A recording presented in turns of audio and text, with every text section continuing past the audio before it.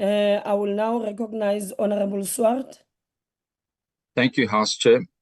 House Chair, the ACDP wishes to thank Dr. Burke for raising this important issue. We agree that there is an urgent need to reform the country's public procurement laws to tackle poverty, unemployment, and economic exclusion.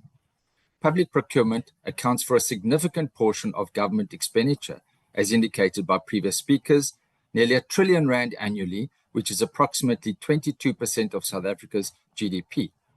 The ACDP does not support preferential procurement provisions which have contributed to state capture and corruption, have grossly inflated government contracts, and benefited only a small group of politically connected individuals. The Public Procurement Act was supposed to be a comprehensive response to the Zondo Commission's damning findings on preferential procurement that contributed to state capture and corruption. The Act is, we believe, largely a missed opportunity to fundamentally address the many deficiencies in public procurement. Judge Zondo himself has expressed doubts as to whether this Act will stop corruption in the public sector. The sharpest legal brains in South Africa came together to form the Joint Strategic Resources to comment on the bill and suggest amendments.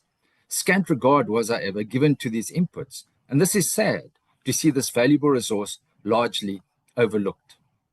The drafting and finalization of complex regulations is still outstanding and is crucial to provide more specific operational details, such as permissible procurement methods and thresholds.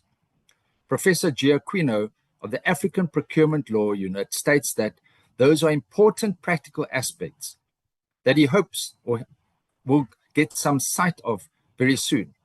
Because for many procuring institutions, the changes that those detailed operational rules will bring about are going to be very important in terms of their own planning, operational systems, and standard operational proceedings.